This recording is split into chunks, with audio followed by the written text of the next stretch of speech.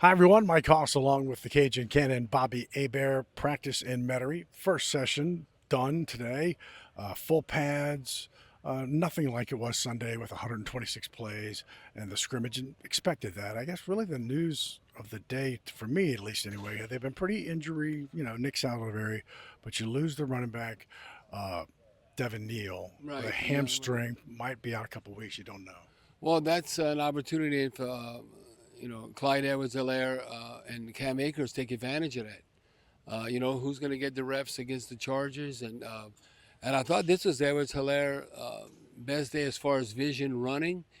I just put down he'd have had three runs where he averaged like 7 yards a run. Cam Akers had a nice run, but I think overall, when you look at Cam, I mean, it wasn't 100%. But don't you have a feeling like the defense won? It just seems like the defense, and hopefully that means our defense is going to be better under Coach Taylor, but it seems like the defense is definitely having the edge over the offense, even at the beginning of practice. This is the little things you have to do. We want Alante Taylor to be that alpha dog.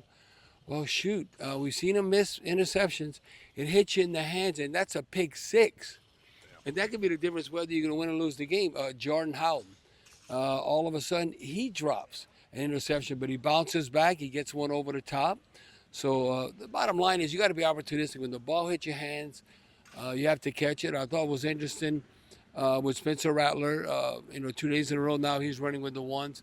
Is that it wasn't a true RPO where a run pass.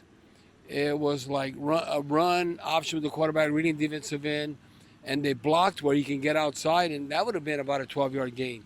So I could see, given the quarterbacks, depending on the team you play in the game plan, opportunities to run under Coach Kellen Moore's offense. Interesting because wouldn't you say it's a bit of an aberration to have the defense ahead of the offense? Because typically early on camp, even in preseason, even in the season, the offense seems to have an edge because they know where they're going, right? Yeah. So that for the defense to have a little slight edge would be a bit of an impressive thing. Well, a lot of times, too, for a number of years, we see a Sean Payton offense in Drew Brees.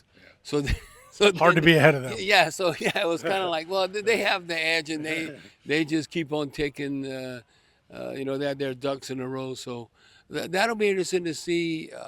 The one thing also I think, and Jeff and Owen and Deuce, they got to have more pep in their step. Like the weather's been overall cooperative, but you might wake up in the morning, but then it'll be later in the afternoon. But it's kind of more like a fall day in Louisiana when it's in the 60s and you're having practice. But I'm looking for them to accomplish a lot out there. Now, I wish they were practicing against the Chargers, but they could set things up. And it'll be interesting to see, like Alvin. Alvin's not running against the Chargers. We know what he could do. And so you're going to see players, like he mentioned, on the Friday practice before the Sunday game. You're going to see them take almost like that's their game day. Like a scrimmage, but not the 126 Yes, plays. But yeah, you yeah, got to yeah. have So more of they're a getting game their type. reps, game type reps for them, since they're not going to be playing against the Chargers the first game Sunday afternoon. So, final question, and it's tough because, from a head coaching standpoint, you want to decide on your quarterback. And I talked to Kellen about this today. Is that it's hard to decide if you don't really kind of play them both with the ones, but yet you don't want to put your one offensive line out Right. there. So, does it get decided in the Charger game, or do you think you need No, Jacksonville too? I think it's going to be Jacksonville too, but you got to start getting the reps though if you are the guy, because the Cardinals are going to be here before you know it, come September.